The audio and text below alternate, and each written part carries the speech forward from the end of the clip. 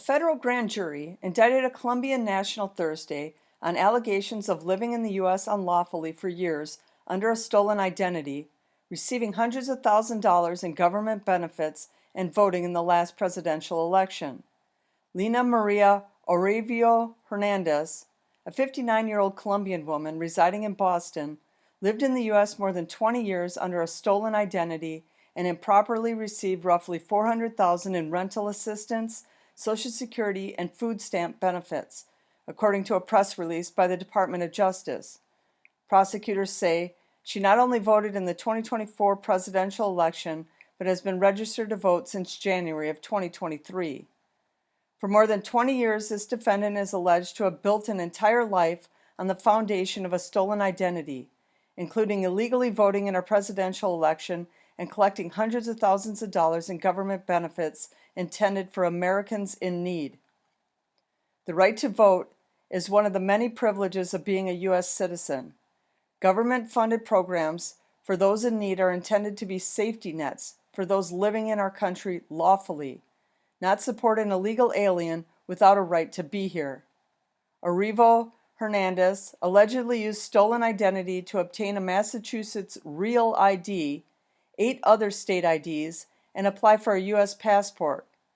She is accused of unlawfully collecting $259,589 in Section 8 rental assistance benefits between October 2011 and January 2025, $101,257 in Social Security disability benefits between July 2014 and January of 2025, and $43,348 in supplemental nutrition assistance program benefits between April of 2005 and January of 2025. Altogether, the Colombian national is charged with 1 count of fraudulent voter registration, 1 count of fraudulent voting, 1 count of false representation of a Social Security number, 1 count of aggravated identity theft, 1 count of making a false statement in an application for a U.S. passport, and 3 counts of receiving stolen government money or property, according to the DOJ.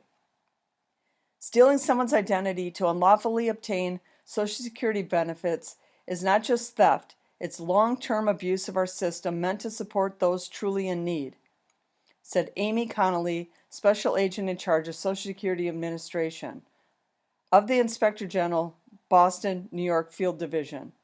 This indictment reflects our continued commitment to uncovering long-term fraud and holding individuals accountable for exploiting the Social Security system. The high-profile charges follow steps by President Donald Trump's administration to bolster election integrity and keep foreign nationals out of U.S. elections. Trump has prioritized reforms to keep non-citizens out of the U.S. elections since returning to the Oval Office. In March, the president signed Executive Order 14248, Preserving and Protecting the Integrity of American Elections, which seeks to protect voting systems from fraud, systemic error, and foreign influence. U.S. Citizenship and Immigration Service is rolling out an update to the Systematic Alien Verification for Entitlements program, which is used by state and local agencies across the country to verify the immigration status of applicants for various benefits, to allow for Social Security numbers to be used. Thursday, a USCIS spokesperson says the update will make it incredibly more difficult for non-citizens to participate in U.S. elections. This is not the first case of an illegal migrant assuming another individual's identity and participating in American elections. Angelica Maria Francisco and Carlos Abreu from Guatemala and the Dominican Republic, respectively, are both illegal migrants who pled guilty to assuming the identities of American citizens and voting in federal elections. The 2 illegal migrants had allegedly lived in the U.S. under false identities for years before being caught by federal prosecutors. If convicted of all charges, Orovio-Hernandez faces up to more than 30 years in prison and well over $1 million in various fines, according to the DOJ.